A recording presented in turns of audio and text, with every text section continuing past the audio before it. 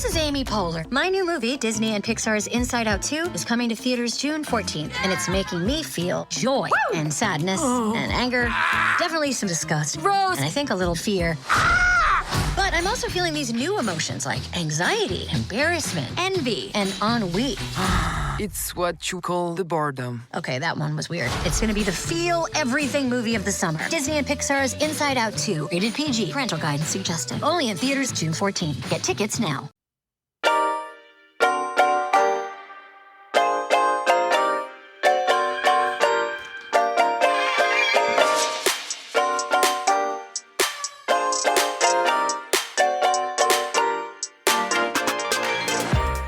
Welcome to the RuPaul's Drag Race Recap Show for Season 15, Episode 12, titled Wigloose, the Rusical. My name is Joe Betance, and I am joined, as always, by a co-host who's currently in his off-Broadway era.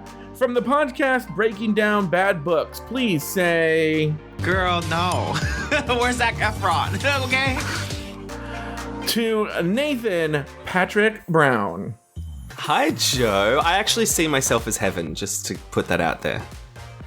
Well, clearly heaven is written for me. Like, bright-eyed, bushy-tailed, super positive, I don't see that. In shape, white guy. I mean, you could... don't get me... You're getting me started on this thing.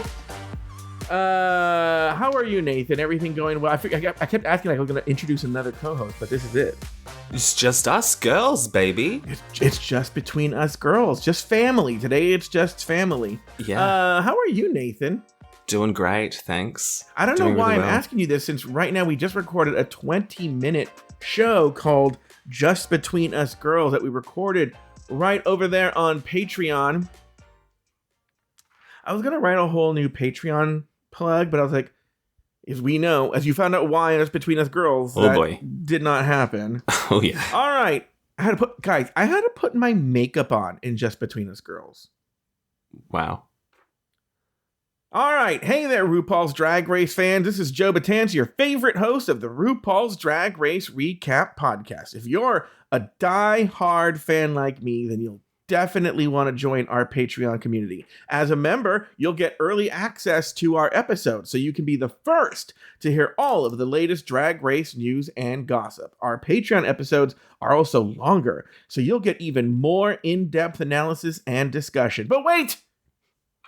There's more. As a Patreon subscriber, you'll also gain access to our Discord community where you can chat with other fans about Drag Race and many other topics, share your thoughts and opinions, and opinions. I don't know why. Did you guys say that weird? Share your thoughts and opinions and gain access to the Porn Decor Lounge. Which, by the way, someone the other day posted like a I wish people would. Did you see this, Nathan?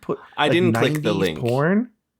I don't need to relive the 90s. I don't need to go back there. I kind of want to see more 90s porn. I'm not going to lie. I was kind of invested in the story. Plus, you'll have the opportunity to join us for live shows and bonus content that you won't find anywhere else. So, what are you waiting for? Sign up for our Patreon membership today at patreon.com/afterthoughtmedia and take your RuPaul's Drag Race obsession to the next level. See you in the Discord. I like that part. By the way, people should know that was an AI written ad spot. I was going to say, the AI is going off book. Yeah, the AI said, see you. Well, the AI spent a lot of time on Discord. I'm like, you'd think we were a Discord Patreon. All right, well, here we go. Very good. This week, the girls hit the stage in Wigloose, the Rusical. On the runway, the category is Everybody Say Glove. Anitra is named the winner of the challenge, while Selena Estites and Lucy LaDuca are placed in the bottom two. After a lip-sync battle for their lives, Lucy was told, Shantae, you stay, while Selena was asked to sashay away. Nathan Patrick Brown, the one and only person, named two things you liked about the episode and one thing you did not. So I loved the drama on the main stage with the who should go home and why question. Not every season when they ask that, is it actually that good? But this one I felt was good. And it made me excited to watch like Untucked, which, I mean, I don't think lived up to it. But I was thrilled by that whole montage, that whole segment. I loved it. The other thing, this Orville Peck I thought was pretty good because he was making comments that weren't just glove puns, and I appreciated that. The thing I didn't like, okay, so I am in my sick of errors era. I think they're overdoing it. At first, I loved the I'm in my blank era, but now it's enough. It's enough. Too much. What about you? I'll be honest with you. I am floored. I am legit floored right now. I was 100% sure that you and I were going to nail the same thing. And you didn't. Oh, really? This Rusical, Yeah. for my money, was the best Rusical that has ever been on this show. And I know there are people who, you're covering your face. There are people who wax on about Glamazonian Airways. I thought that one was fine. Do they? Yeah, there are people who love Glamazonian Airways, right? Sure, whatever. Anything that involved all of RuPaul's hits, no, right? Those are gone, right? Then you had this horrible Pharma the musical. Remember that one? Oh, dreadful. Yeah. And so the Rusical, like I can't even remember what the other ones were. This was the first one that I thought was legitimately good. I'm giving Leland his flowers. I did some research. He wrote the music. I don't know if he wrote the lyrics, but he definitely wrote the music. It's one of the best Rusicals of all time. Okay, give me your Taylor the Latte Boy opinion. So I think all the queens really excelled at the musical, but it's not a musical because they were just lip syncing along. Like, I get that that's sort of the format, but that's the thing what they do, yeah. But people are like, oh, how could you send Marsha home before a musical challenge? And it's like, it's not like they're singing. I mean, it's just lip syncing to a really long number with characterization. So, I thought Footloose, I mean, it's a pretty shit musical on its own. Let's be real. I don't know. I just wasn't vibing with it. I don't know why I turned into Kermit the Frog then. Yeah, did one of the Boulay brothers just stop by? Listen, dummies, I didn't like it. So anyway, you realize it wasn't actually Footloose the musical, right? Wasn't that what it was based off of? It was based off of it, but you're like, I don't like Footloose the musical. I'm like, okay, well, look, in terms of the Rusicals, and we'll get into it when we get into it, like, I thought it was good. All right, number 2, I also liked Orville Peck. I thought he brought a really good energy into the workroom. Yeah. And not in the workroom, on the panel, but also I'll be honest with you, I skipped his part on the text. I was like, I don't like when the celebrities go in there. I'm like, what? I don't care. I don't care what Orville Peck has to say. And so I skipped that part. So I don't know if he was good on that. But on the judges panel, he was great. I thought he was good. The thing I did not like, I mean, Selena's gone, but between Selena and Lucy and Lux, the delusion is off the charts with this cast. Yeah. It's off the charts with this cast. And just like you're getting sick of it, I'm sick of this. They're totally in their delusion era, and I'm not here for it. Thank you. Yeah. Well, I think we've touched on before how this cast in particular are super sensitive and cannot take feedback or critiques. Did you see Selena's clip? No. Well, someone put up a clip of Selena at, I don't know, Precinct or one of those bars. And she said, okay, yeah. So she said, I got a message for Ross Matthews. And she said, like, suck my dick, faggot, or something like that. No, she said, eat my ass, faggot. And then she went off at him wearing blazers and he's not hilarious. And and I'm like, is that just because he said that your jumpsuit was ugly? Which it was. But yeah, they just can't take critiques. And I think maybe I'm starting to enjoy the delusion. All right. After Marsha's elimination, the queens say goodbye to Marsha, and Lucy revels in her second Maxi Challenge win. Nathan, did you have any thoughts on this whole first act before the title screen? Yeah, I think it's interesting when you watch the episode again and you know who's going home, how in this opening segment, there's always like hints as to who's going home. And I think now it's whoever says that they're entering their top era goes that episode. So it's with Selena here and it happened with Spice. It's hilarious. Like, stop saying that when you go into the workroom, girls. Well, no, and also, Marsha didn't say top era, but she did say last week, she's like, something along the lines of like, oh, I've made it to the final 7, and that's not the end, or something like that, or something and like that. Yeah. Oh, how interesting. It's a little thing that they're doing. It's very interesting. Okay, so Selena at one point in a confessional says that she goes, Marsha, I don't feel guilty. Like, Marsha should have been home a long time ago. And I was like, why? And like, I'm like, this was her first time in the bottom and she went home. You've been in the bottom. She's been in the bottom 2 or 3 times already, right, Selena? Yeah, a chunk.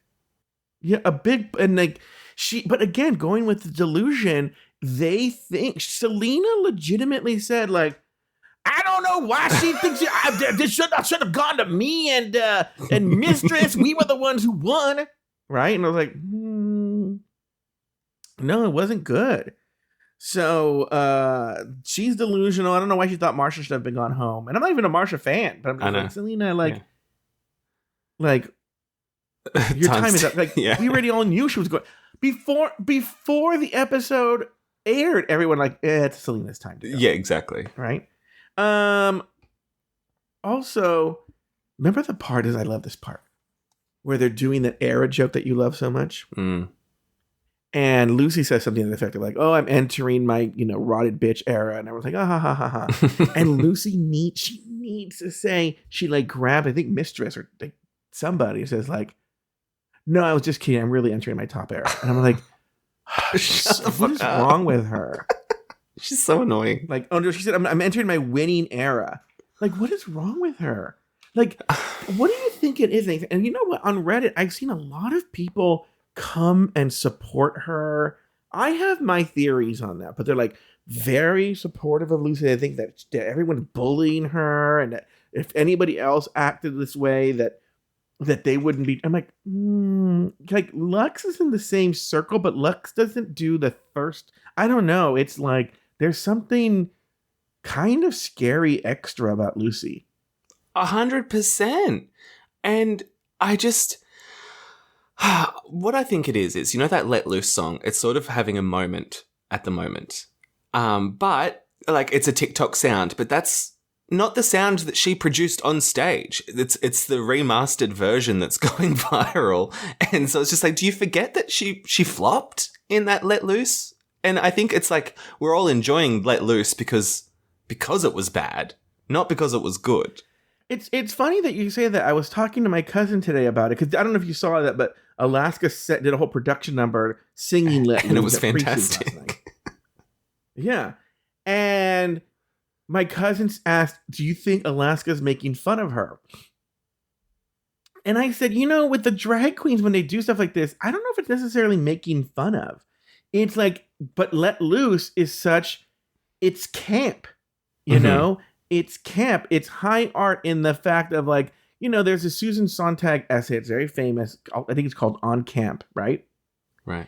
And one of the sort of, I won't say rules, but one of the criteria for camp is that the person has to earnestly, the creator of the camp material has to have a real earnestness about them. That they're not trying to be campy. They're trying to be sincere. And it's that sincerity that elevates it to camp. Okay? Yes. And this is why Let Loose is 100% camp. Lucy LaDuca thinks she's making, pardon me using the expression borrowed from Gen Z, but she legit thinks she's made a bop. Is that the right way? Yeah, that works. Bop? I don't know what you would do. Yeah. Yeah. And so I think she thinks like, oh, Let Loose is a fucking bop. And that's what she's created. And she doesn't realize that what she's created is pure camp to the level of beauty. Yeah, she doesn't get that it's ironic because she's the least loose person in the world. She's got a stick up her ass. She's so rigid. Yes. And that's what makes it so funny. But that's not intentional. Yes. She thinks she's loose. That's who she is. It's weird because she's doing this thing where she, for a long time, was just obnoxious, but now it's really entering that stage where now it's wonderful what she's doing. Like, now I'm just relishing it and enjoying it. Now she's becoming one of my favorite people because it's not like a one-time episode thing. I still hate her guts, but I see what you're saying and that it's enjoyable to see this descent into madness.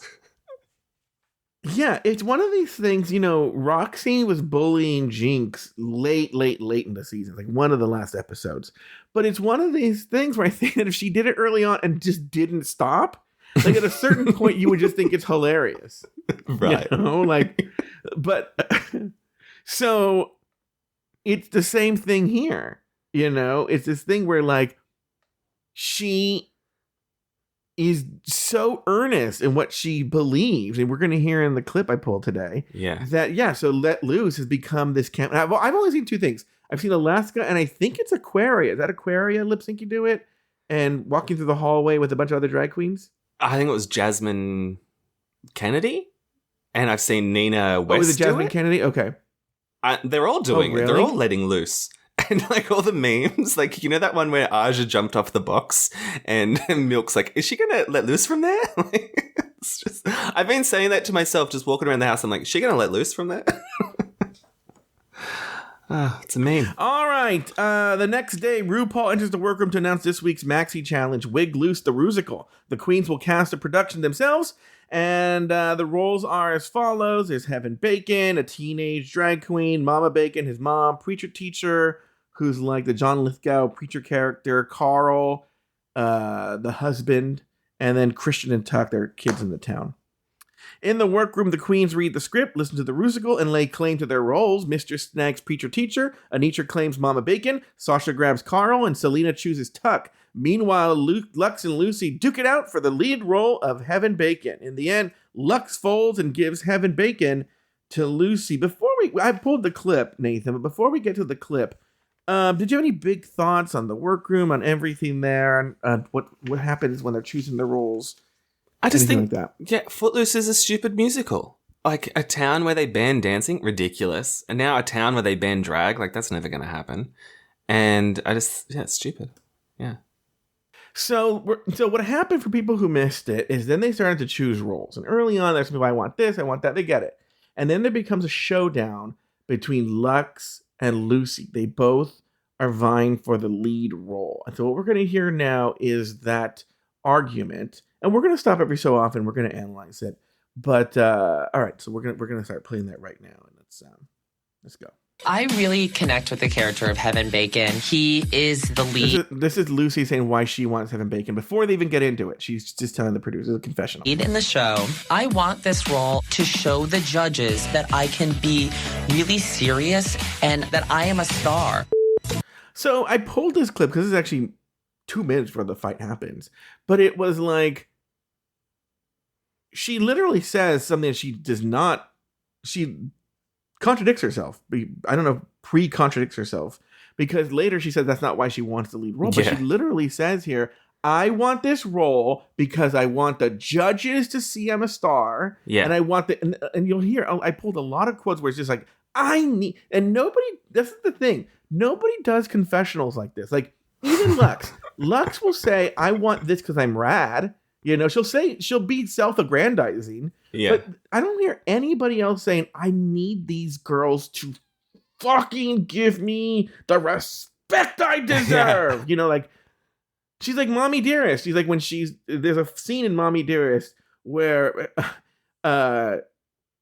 she's like, why can't you treat me like I would be treated by any person on the street? That's Barbara, please. Like, and it's kind of odd. Yeah, Barbara, please, Barbara. And she's an idiot. Like, have you ever watched the show, Lucy? Like, you do not want the main role. You want the little bit part that comes on, does a comedic number, and then fucks off. You don't want the big role. And she should count her fucking lucky stars that it's not live singing. Otherwise, she'd be even more in the bottom than she already was. And, like, she's like, I want to show the judges that I'm serious. And it's like, bitch, why would you want to be serious in a drag competition? A drag Rusical. And the judges, trust me, know she's serious. Oh, we know. The two roles that I would want to do are Heaven and Christian. See. Okay. So either or. I'm also very interested in Heaven. Christian's voice seems like your personality. Now, why did she decide that, like that's the selling point that she's doing, is that, like, Christian's voice sounds like Lux. Did it? I didn't see why that It was didn't, so. but she's that. I mean, Mistress did the same thing. She's like, "Oh, you'd be great in that role that I don't want." Like, she's always making sure that everyone else wants the roles she doesn't want. So I can see why she's like, "Oh, that's a good tactic." Okay, but I think Lucy can't pull it off because you know, Mistress like me can't. She has like a twinkle in her eye when she says, "So you can't take her seriously." Yeah, you know. All right, here we go. So I understand why you resonate with Christian. I also resonate with Heaven. I see myself as Heaven. The character of Heaven is someone who I think I can put a lot of myself into. So I'll take Christian so you guys can fight it out. Selena being smart, being, I'll just take Christian. Which, by the way, Selena does not end up with Christian at the end, but okay. Oh, doesn't she? That one actually... No, she's Tuck. Oh. You'll hear that it's a very quick thing where, like, when Lux doesn't get Heaven, it's very fast. She goes, all right, then I'll take Christian. You're Tuck now. So like it's really I've watched fast. it twice and never noticed that. Yeah, it's so fast. All right, here we go. Is that cool? Is that cool with you? Sure. Okay, so who's gonna be Heaven? I'm gonna be Heaven. I would really like to be Heaven. Now, before we get into this fight, just like with the heavy metal, Lux is really obnoxious. Okay? Yeah. She's really obnoxious. Maybe she is being Christian. But and so I'm not even taking a side who should be Heaven Bacon. I'm not even taking a side. It's like a weird, how do you decide it, right? But I will say Lucy getting so worked up, she loses. Does that make sense? Yes, and I resonate with... And Lux is being equally obnoxious. Of course, Yeah. yes. But Lux, I don't know, she gets a pass from me. But also, it's just the fact that Lucy's not admitting that it's because she wants the lead. Like, it's not about the character. Don't tell me you can do the character well when really the character's not much. Like, yeah. All right, here we go. My energy is very much like this character of Heaven. Which we're going to hear a description right now, which on 0 of the points is she like Heaven. And the problem is I think she thinks she's like Heaven. yeah.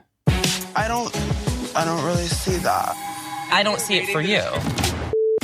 If we were reading the descriptions of the So right here, Mistress is going to read the description of each character. All right, here we go. characters without the names, a young queer kid from the big city. I understand. I think that's Which misses the point. A young, if I was casting blind, if I knew who the cast members were, but you're like, Joe, assign this, a young queer kid from the big city. Yeah, Lux would be one of my top ones. If Marsha were still there, Marsha would be it too. Yeah. Those are young queer kids from the big city. Yeah. Lucy would not be on that list for me. Lucy actually, honestly, would be on my Tuck list. Mistress was great as the villain role, but I think Lucy could pull off a villain role. I mean, as we know. True. luck. And if I was reading the open-minded Mistress, jock please. who thinks drag is cool, Mistress. I would think Lucy. Mistress. I feel like I have the energy of Heaven. Okay, she feels the energy. She's going to describe it right now. She feels she has the energy of Heather. All right, here we go. Heaven is very like bright-eyed, super positive, super like go-getter. Super bright-eyed, super positive, and super go-getter part. Okay, I'll give her. Mm. But she's super bright-eyed and super positive? No, she's not. Not the past few weeks, no. No. I don't know what she's talking about. My eyes lock with Lux, and I'm like, there goes Lucy Lyon. Girl, just say you wanted the major role because you want to be in the top. Keeping it 100, it's the lead. You want to do the lead. I want to do the character that I think I would do the best at. Which, by the way, we just played a clip of her saying she wanted to do the lead. Yeah. And now she's changed it here to be like, I want to be the character I'd be best at. Not even cutting up. I just feel like you're not being real, Lucy. You think I'm not being real right now? This is the most real that I can be. Just be honest. You want Heaven because it's the lead role. It would be a lie to say that you wouldn't fit the description of Tuck. Oh my God. This role of Heaven Bacon is perfect for me. And I think that Mistress and Lux don't want me to have it just because I want it. So what? That doesn't make any sense. Because she lands up with the role. Exactly. I will say, they might be fucking with her because it's just so fun to rile her up. 100%. Yeah, and like she's gonna play the victim sort of and be like, oh, they're bullying. Like, I don't know if she says bullying, but like that's sort of what she's getting at. And There are times when I can see Mistress being a bit of a bully, but they're just fucking with you, doll. It's just like, you've just got to like remember you're on a show about drag queens and just chill out for a second and realize that this is a game. It's one of the things that this has not come up in a few weeks, but with this behavior, I don't see how she's a construction worker. And I'm not even making fun of the femininity or anything, but the things she talks about, we'll hear that in a bit, about, you know, the way she was treated in high school, how she's treated here. Like, construction workers are brutal when it comes to like making fun of each other and being funny and cutting up on somebody. Like, I kind of feel like if you're really a construction worker out there, that they're not being like, they're gonna tease you. They're gonna take. I mean, that's kind of what those kind of straight boy, blue collar straight boys do. You know, they take the piss out of each other. You'd think she'd be more resilient. But yes, she's not. Like, you went to an all-boys high school. I went to an all-boys high school. Like, you get a thick skin when you're in those environments. And I don't think she's a construction worker. I think she's a liar. Yeah. I think she's Lucy Lyon. Or she works in the office. Like, she works in billing or something like that. Like a construction company. I don't know. Solution for all this. Everyone's saying they would turn out any role. So turn out any fucking role. Someone be heaven, someone be Fine, tough. I'll be tough. Yay, awesome. Jesus Christ. You saying that I'm putting on a facade is telling me that I am a liar and that I am not a genuine person. That's the thing is, I don't, and I can't speak for Mistress and Lux and what they're saying, but I would never say that Lucy's a liar. I don't think she's a liar. I think she genuinely believes this stuff. I think she lies to herself, if anything. What do you think, Nathan? I just think when she's like, I'm not putting on a facade, it's like, okay, well, is Lucy Leduza loser? Like, is that not a facade? They're all putting on facades. Like, we're not saying you're the real person right now. Like, I don't know. Well, what I would say is, and we'll hear a bit of this we'll hear it a little bit right now in a second, because I pulled a portion of her conversation with Selena. We're going to hear in a second. But, I would say that she doesn't realize what the real version of her sounds like. And I think there's a weird, twisted cycle that we're hearing. But we'll get to it when we get to it. Here we go. I have not done anything to let anyone here know that I'm not being genuine with you. It could be one of these things, too, where she thinks she's fooling everybody. Does that make sense? It makes me think, there's an episode of South Park where the boys are playing, Jeremy, my friend, is going to tell me which episode it is. But there's an episode where I think they're playing either like robots or the one World of Warcraft. I don't know what it is. But Cartman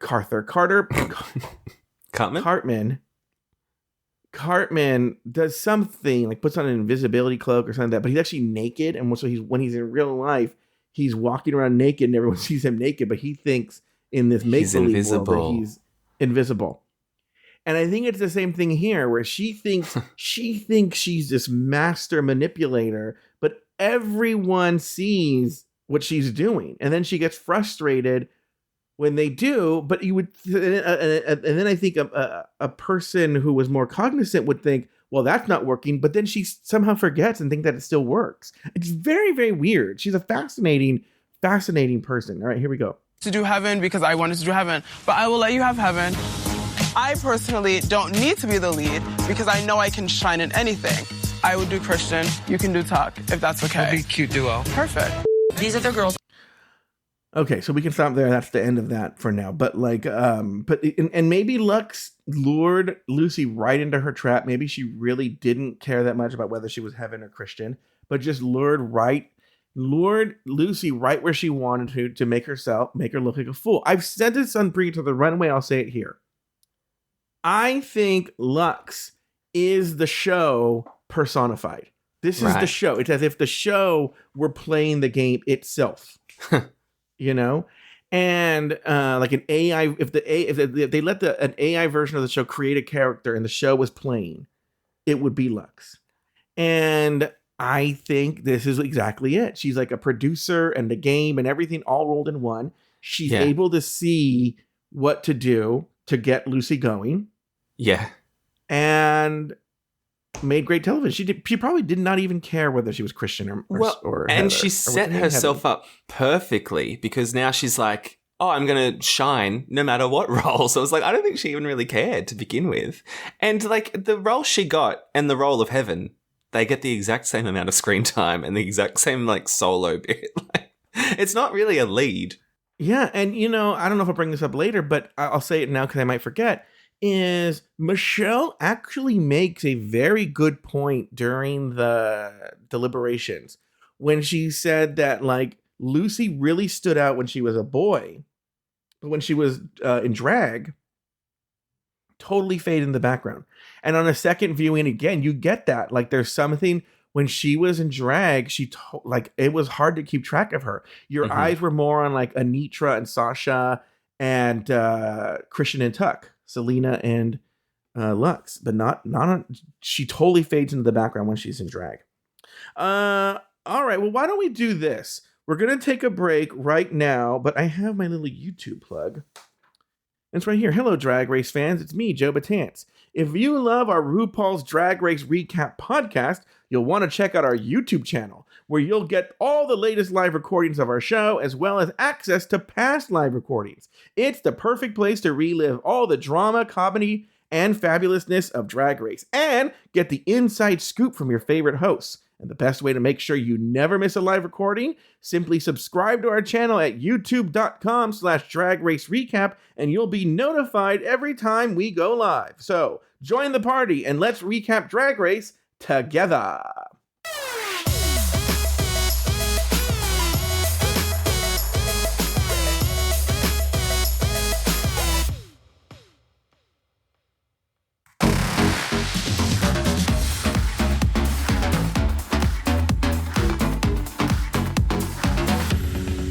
We are back. The next day, Rue enters the workroom for some table visits. Sasha tears up talking about her relationship with her estranged mother. Anitra tears up talking about the importance of drag in her life. And Selena tears up for some reason. And then Rue tells her to calm down.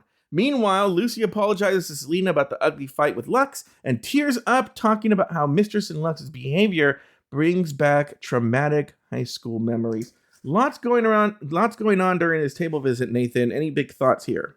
Yeah, what was so funny to me is that there's lots going on, and when you watch it, they make out like it's all happening while the table visit with Rue and Sasha's going on. It's just like we cut away from that. There's this huge big fight in the corner, and then Rue's like, okay, Sasha, thank you. Yeah, thanks, Sasha. And you're like, that did not happen that way. It did not happen like so that. So dumb. I know. I was amused. I'm going to bring back something from last week, because we heard a lot of emotional stories this week on Untucked on the episode, but in this one I'm going to kind of summarize all of them. But Sasha tears, a lot of crying in this episode. Sasha tears up because she has a terrible relationship with her mom, because her mom is super religious, and they have no relationship now because the mom pretty much rejected her when she came out. Then we have Anitra doesn't talk to her mom. Same thing. Yeah, she came out, rejected her. Okay, I want to go back. That Mistress does not talk to her mom because her mom said, "What are you wearing?" when she came to the hospital. Now, once again, I'll say this again, caveat. I'm sure that was just the proverbial straw that broke the camel's back. Yes. And I'm sure there was much more than that, but I feel like my mom and my grandma, who's since passed away, my grandma has passed away, told me worse things every single fucking time they saw or see me. Horrible, mean things. I don't know if that's every culture, but definitely 100% Latino culture, which is Mistress is a Mexican American. Okay. We're going to listen to that discussion between Selena and Lucy right now, but I want to make the point that because later on, Lucy calls out Selena when the time comes to name who should go home. Lucy says Selena, and she says track record, and you can defend that like, oh, well, she was going off track record. But I could see why Selena's sort of pissed. Sure. Because Selena is there being the shoulder to cry on. And then, not even a day later, 2 days later, Lucy's saying her name as the one who should go home. And I get kind of why she's pissed. Did you have any thoughts before we analyze the audio? Any thoughts on it? Just quickly on that, it's like, yeah, you're not actually sending someone home. These votes are not being tallied. You can just say whatever you want. I don't like the whole track record thing anyway. It's like this episode, bitch, we're talking about here and now. But yeah, just say whatever. The other thing, too, is that the thing is, RuPaul and the judges have never, ever, on air, off air, anywhere, this track record thing is completely made up by the girls. Yeah. No one from production or anywhere has ever consulted the track record. And if the track record were important, there are a lot of people who wouldn't have won. If the track record were important, the winner of season 9 would have been Shea Coulee. Yeah. You know, the judges make whoever they want to be the winner. They make whoever they want to go. Like, let's be honest. You know, we can talk about this now. If you're going on track record, well, let me rephrase. If you're going on track record, yes, Selena goes home. But if you're just going on this episode, pure skill, I mean, to not tip my hand, but Selena won this lip sync. Not by a lot, but she won the lip sync. Yes, of course. But it's like, it's Selena's time to go home, you know? Yeah. And they pay so much. It's like, and by the way, it was even Lucy and Selena, you could have made an argument for any of those girls to be in the bottom two. So, because they were all so good. That's what I'm saying, by the way. And they will, we see this, they will put someone in the bottom to do a good lip sync and send someone home. That doesn't mean that they deserve to be in the bottom that episode. And we've seen that this season. So should that really impact their track record? Yes, they don't pay attention to who you said. When they have the people call in and vote or hashtag or tweet, whatever this, they don't pay attention to that. Most of the time, that person doesn't win. No one can. They don't pay attention. They do what they're going to do, right? And so this thing with the track record is so stupid, you know? And so you're right. It doesn't make any sense. All right. Now what we're going to do right now is we're going to listen to Lucy pour her heart out to Selena and Selena provide a shoulder to cry on. I just jumped to, it's a longer conversation, but I just jumped to the part where she starts to get dramatic and talk about Mistress and Lux. Here we go. Now that I'm thinking about it, it's like when they laugh at me when I open my mouth to talk, like I dealt with that in high school so much. Because every time I opened my mouth to talk, people would make fun of me. You know? Because a purse falls out.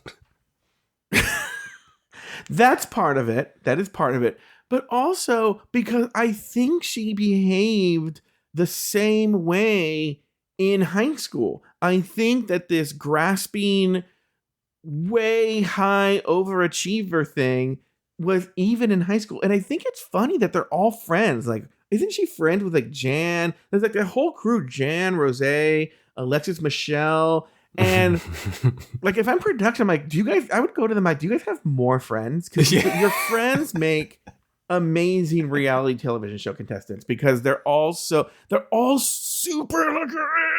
like just like their knuckles must be so white because everything is just so intense and they're so tense all the time. And I'm sure she was like that in high school. And that's why people made fun of her. And also because her voice is really annoying. Here we go. People would make fun of the way that I sound and the way that I talk. You have an annoying voice. I'm sorry. And there's a lot of things wrong with me. I'm a fat, fucking pathetic, fat faggot, right? There are a lot of annoying things about me. Don't get me wrong. I understand why my boyfriend broke up with me. When he broke up, I said, I agree. Let me give you more reasons. Okay? So I'm saying this. I know this. And so recognize, Lucy, that you have a really annoying fucking voice. And there's nothing you can do about it.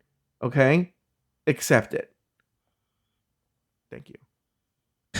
And so, you know, when I drive and it's like I drive into a neighborhood and then I'll drive up to a house and there are kids playing in the front yard of another neighbor's house and they all run inside when they see me drive up. And I'm like, I get it.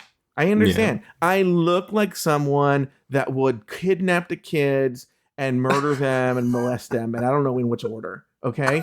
And I know it. So when the kids run away, when they see me pull up in the car, I get it. I look like an ogre. Okay. I look like Shrek threw things at me in high school. I understand. Okay. So I get it. I acknowledge it in myself. So Lucy, you should acknowledge it. You have a really annoying, annoying voice. It's really annoying. Thank you. I didn't allow myself to be my genuine self. Sorry. No, but you just have to like be okay with yourself. And I am. I do let it get to me. And But at least Trust me, we know. We know. We have seen it for weeks. We know you let it get to you. Lux and Mistress know you let it get to you. right now, I love that we talk about this because like you're figuring out why, right? I just need to think more about myself in this. You know, because I did a great job. Okay. This is sorry. This is the fascinating part. So she's vulnerable for a little while. She's vulnerable and she's like, I do feel this way. I feel hurt. I'm weak. I'm a vulnerable person. And then the brain starts working. Yes. Like ego kicks in. Like, you can't say this. You can't say this. You're on TV. You're on camera. You're sounding weak. So then she kicks in and she's like, I carried Lux in the last challenge. That's what she's going to say right now. Here we go. Last week. And to be blunt, I led Lux and I to a win. I mean, so in her head, the only reason Lux won was because of her. Like, that's the weird cuckoo bananas logic that goes in. That she has to, in order to self-soothe, like, there's a point where I'm sure she's like really upset and like her inside spiritually. And so her ego has to say, you know, Lux, you know what? It's all because of you. Everything is because of you. All right? Lux owes you so much, Lucy. I said Lux earlier. Lucy, even her ego gets it wrong. Lucy, it's you. Lux owes you everything. She's the little devil on the shoulder. If they think that trying to get under my skin is going to get rid of me, then they have another thing coming. Because I know that I'm going to kill it in this challenge, and I'm going to kill it in every challenge going forward, all the way to the finale. We're literally hearing a comic book villain. Yeah. She's Lexi the Luthor. I like That's my new name for her. And the thing is, like, they're just disagreeing with you and calling out your bullshit. They're not war criminals. They're just being cunts. And it's like, maybe getting under your skin will send you home. Like, maybe it will. But I don't think that's what they're trying to do. I don't know anything. I really don't. I don't even look at when the first act comes out, okay? I know nothing. When I watch that episode on Friday, 5 p.m. my time, because I get it a little early because I'm on the West Coast. When I watch at 5 p.m. my time, I go in blind, knowing nothing. And going in blind, knowing nothing, I think she goes home next week. Maybe she doesn't. Maybe she does make it to the top 4. But in my head, I mean, that 5th spot is always some sort of dramatic elimination. Mm-hmm. That's when Katya went home. It's when Ben went home. It's always some sort of dramatic elimination. So I think this is that not make, because they also know that her not making it to the final 4 will fucking destroy her ego. And so they're going to but then she would be on the other hand, then she's kind of like a Fifi O'Hara. And so it would be good to have her in the final 4. I can see an argument for both. Mm-hmm. Okay. So, all right, here we go. Let's finish this off. Lucy, we're going to start with you. Cool. Okay, this is the choreography section. A little secret weapon of mine is that I pick up choreography very quickly. These girls have no idea that I danced for years. And I'm really excited to show them that, baby, she's got it. Why is she always wanting to show the girl? Like, don't worry about the girls. Forget them. Do you think Sasha Colby's sweating over your dance moves, Lucy? Like, do you really think? I know. And it's like, they've seen you dance. The first challenge was like a big group choreography session. So I don't think it's a secret weapon that you're withholding. It's just so fucking stupid. Like, you make a good point.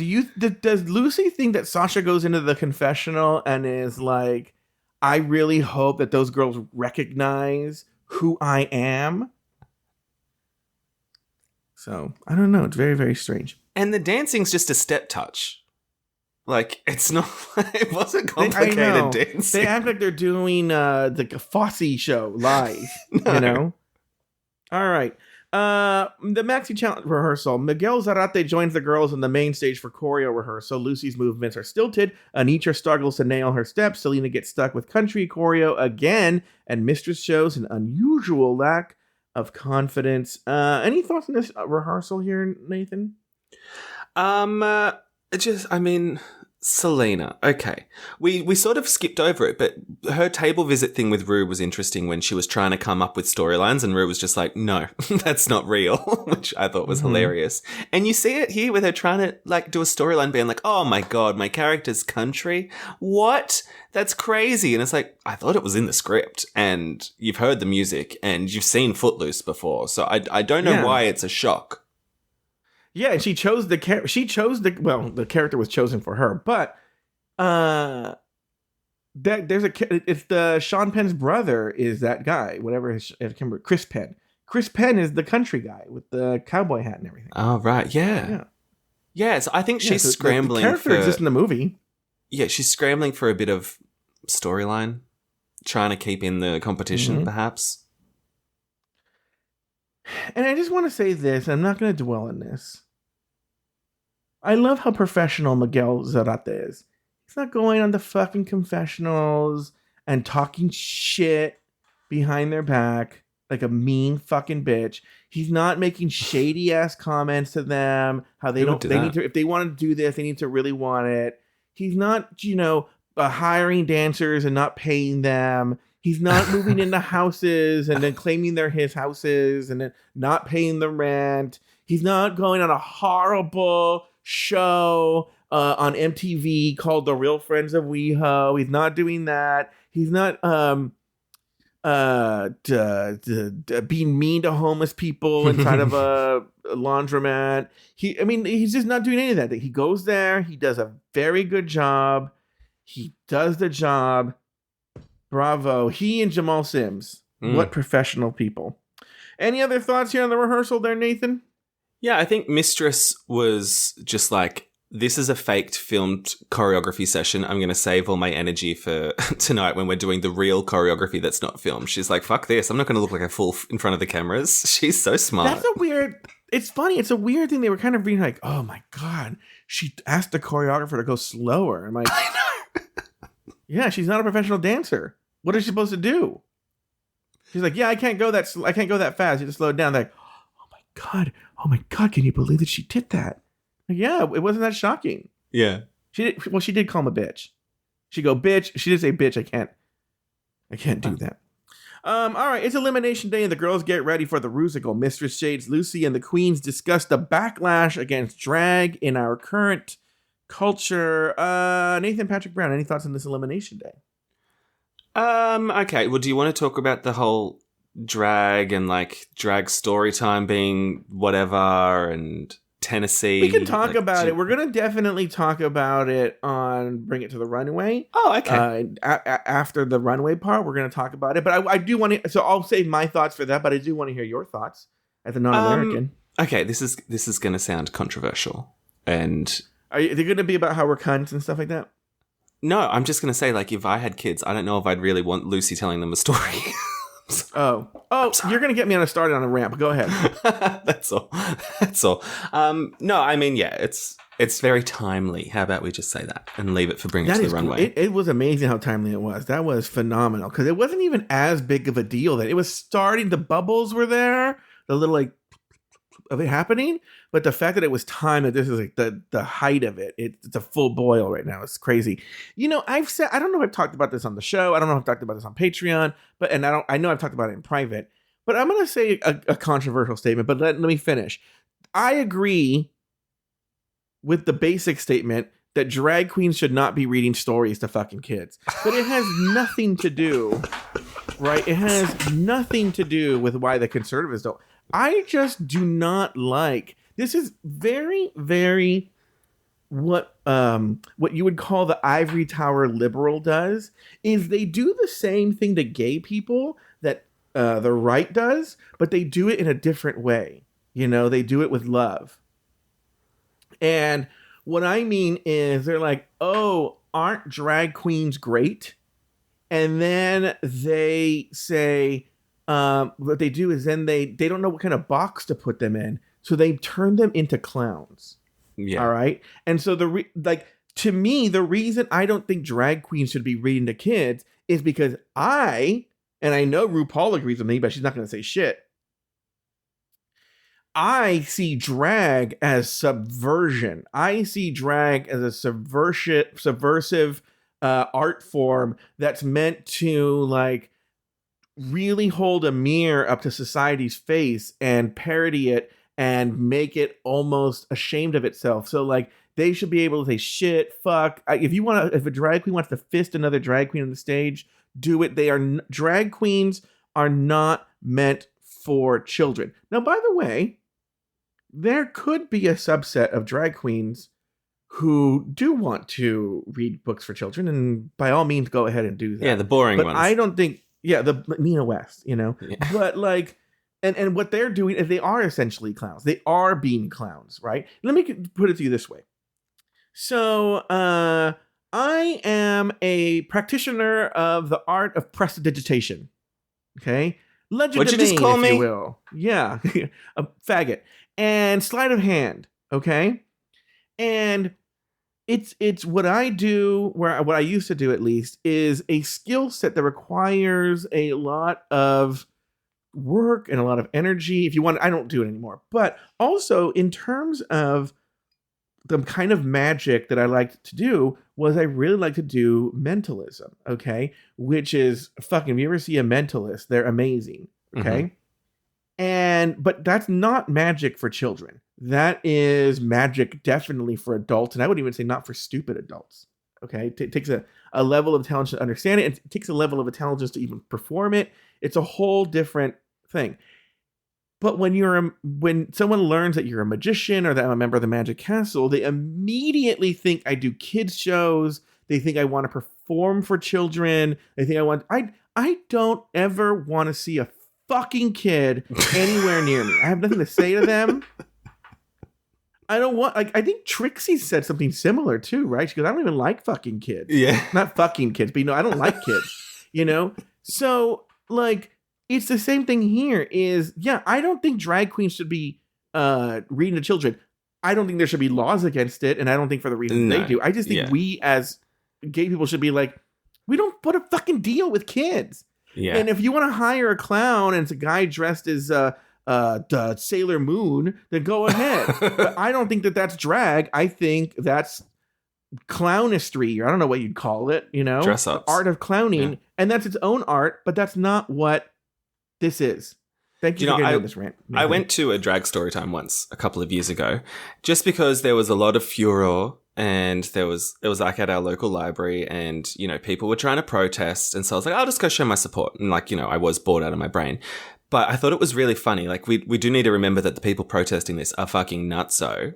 And there's like a statue of a couple of like miners or soldiers or something outside of the library. And they were like on their hands and knees, like praying to this statue. And I'm like, it's not Jesus. It's just someone who was down a mine. And I was like, you guys are fucking cooked. And they just go around to whatever town's hosting a drag story time. And so those people need to take a chill pill and just, good God, girl, get a grip. And I think we do need to say that, as well as us hating kids. Well, here's the other thing, too, is, I have a curated gay news feed of all the gay blogs. And I don't know which one does it. So I don't know. One of them does this thing where, like, literally every fucking day, anytime there's a Christian, straight, pastor, priest, coach, teacher, school administrator, whatever, who's fucking a kid, they put it. And I'm going to tell you, it's like one or two a day. It's like a whole list. You're just seeing this, right? And so you've seen this going around where they're like, every time you see this, it is always a pastor. There's never a drag queen. There's never a drag queen accused of like molesting a kid or fucking a kid or anything like that. It's always a neighbor, a relative, a pastor, a teacher, a principal, a coach. That's who it is. Those are the ones doing the grooming. Those are the ones doing all that shit. So. Yeah, and I we can end this conversation in a sec. I just, RuPaul does cop a lot of flack from people being like, why hasn't RuPaul said anything? But his statement was kind of like accurate when he said, this is a distraction technique. Like, wake the fuck up. It is. Don't get swept into it. And here's the thing, too, is it's almost kind of a thing like two things, twofold. One pro RuPaul, one anti RuPaul. The pro RuPaul is she already does her subversion. She makes a show called RuPaul's Drag Race that is available on every major cable, on a major cable network, okay? That's available in all these places. That is her subversion, okay? One.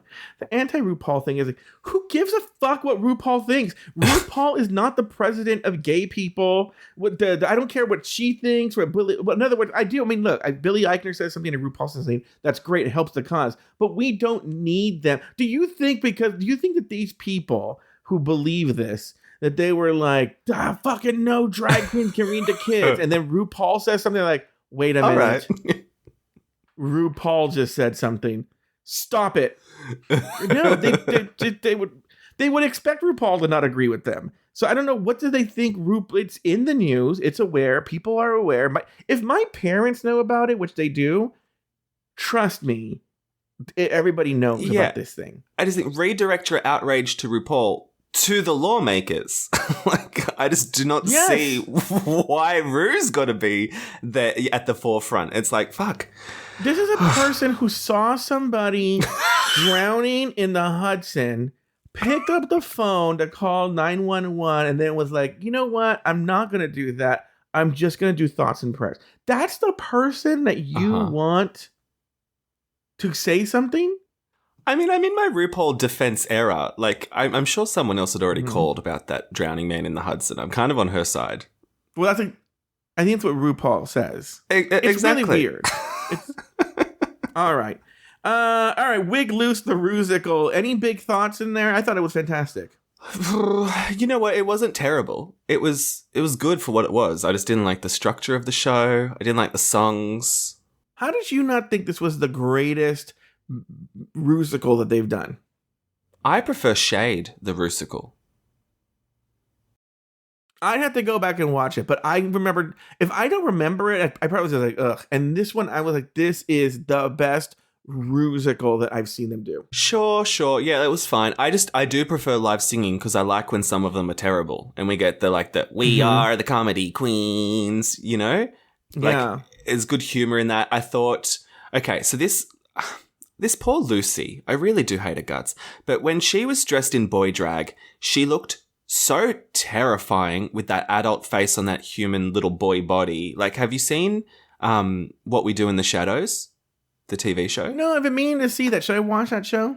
You should. It's quite funny. And in season 3, there's this character, Colin Robinson, who has an adult face on a little baby body. And that's what she looked like. It just was so distracting. I don't know if it was the wig and the hat and the overalls, but I was like, you're an old lady pretending to be a high schooler. So Lux should have had that role. What else did I think? I don't know. It was fun. I thought Anitra was quite good. To be honest with you, I thought they were all good. There's not a person I have a bad thing to say about. Selena was good. Lux was good. Lucy was good. Sasha was good. Mistress was good. Anitra was good. They were all good. I really don't have any complaints. I thought the music was good. I thought it was tight. The dancing was great. The choreography was great. The story was easy to follow. Oh, the story. I mean, why does the woman with 6 wigs on her head want to ban drag? It didn't make sense. Girl, I know what you're saying. Never make any sense. I only have 2 nitpicky things, and one was like Lux did the fan and it was back the front, and you could see Mistress's reveal under her coat. Like, only 2 little errors, really. That's it? That's it. All right. On the main stage, RuPaul asks each queen who should go home and why. Lucy and Anitra vote for Selena because of her track record. Lux chooses Lucy because of Lucy's lack of originality. And the remaining girls name their biggest competition. In the end, Ru names Anitra the winner of the challenge and places Lucy LaDuca and Selena as titties in the bottom 2, forcing them to face off in a lip-sync battle for their lives. The song, Running Up That Hill by Kate Bush. In the end, Lucy is told, Shantae, you stay, while Selena is asked to sashay away. Nathan, any final thoughts on the episode? The judges' critiques, the who should go home, the deliberations, the lip sync? What do you have? Can we talk about the who should go home bit? Because I lived when Lux was like, let me go down the line and explain why everyone else but Lucy has pros and pros, and let me give Lucy's cons. And when she said that Lucy was on the more generic side, I was grinning from ear to ear. I thought it was fabulous television. I mean, what did you think of that moment? It was great because even they basically say it during the deliberations. Lux knows how to be a star. She knows how to make great television. It just reinforces my point that she is the show personified. She is the show. It is in human form, and it is Lux. Right. Yeah. Any other thoughts? Yeah. So what did you think of this Selena when she had her little moment while getting critiqued where she was like, it was a real big struggle because Jason doesn't go out in the world like that. And I was like in boy clothes. Like, I see you in confessional in boy clothes. What? She just, I think she's trying to give, she cries about everything. She's crying. And I think she has an idea of what tugs at heartstrings of RuPaul. And she's using it to say, she used her real name. She used, this and that. She's trying to play into RuPaul's head. The problem, it was her time to go. There was nothing Selena could have done here. Nothing. There was nothing that they could have done. Nothing. It was her turn to go. Because like I said, and I'll say this now, I said it earlier in the episode, I'll say it now.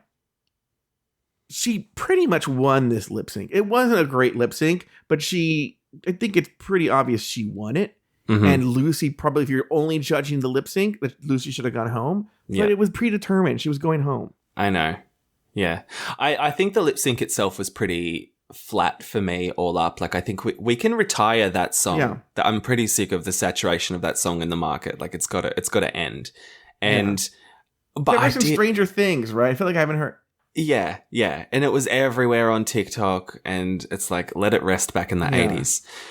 But it was hilarious seeing them with those horrible gloves on their hands trying to be serious. It's so unserious. Yeah. It was crazy. One more final thing, Joe, I do want to ask. So this mistress, I do think she genuinely hates Lucy. Like, in that lip sync, you can hear her at the back being like, eat that bitch up, Selena. Like, she's clearly rooting for her to go home. And so in Untucked, did you see that awkward moment where she said to like Lucy, like, I just don't like you?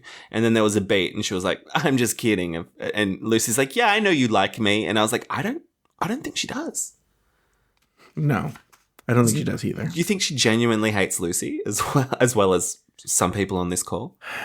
I mean, I'm going to speak for someone who isn't mistress, but someone asked Lux who she still talked to. And she answered pretty much everyone in like the top 8 except for Lucy. So like, I mean, I don't think people liked her very much, and that, whatever. She gives us so much to talk about. Like, what's the bet? Do you think next week Lucy's going to be like, I'm a lip sync assassin? Like, 100%. Oh God. Yeah. Well, I guess we can all agree I'm a lip sync assassin. So don't you? And then in the confessionals are going to be like, I need to show these girls that they do not want to go up against me.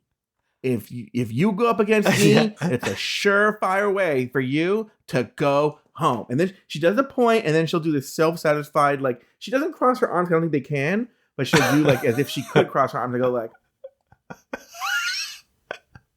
So there.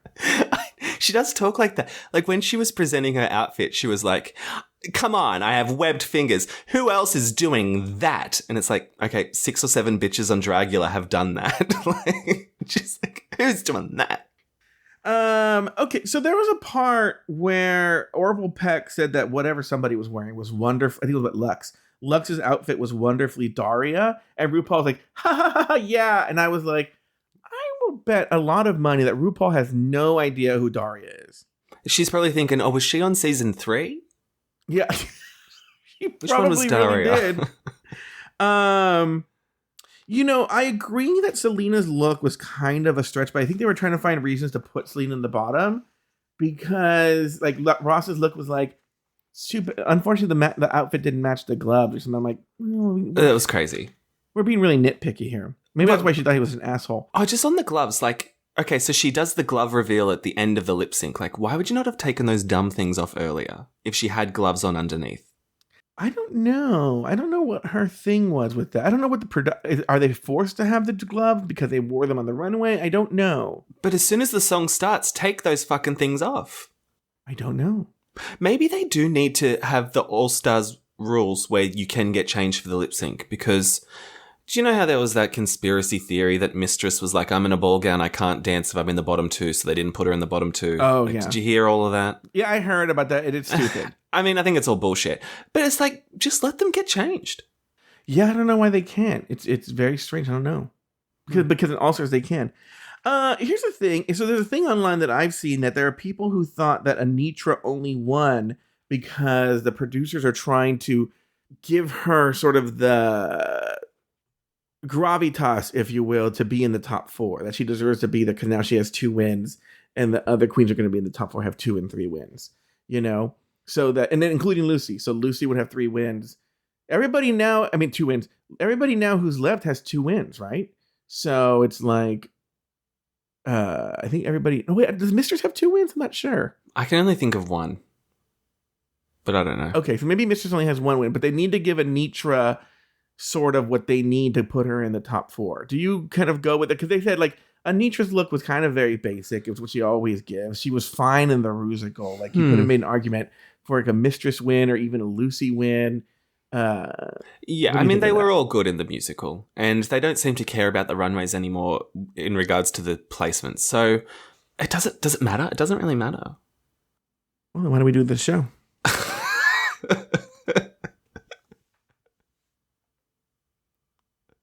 All right. Anything else, Nathan? Have we covered it all? Is everything done? I think we're done. All right, well, that's going to do it for this week's episode of RuPaul's Drag Race Recap. Be sure to join us next week and every week as we continue to discuss, dissect, and deconstruct each brand new episode of RuPaul's Drag Race Season 15. So, for Nathan Brown and myself, they got me, gal.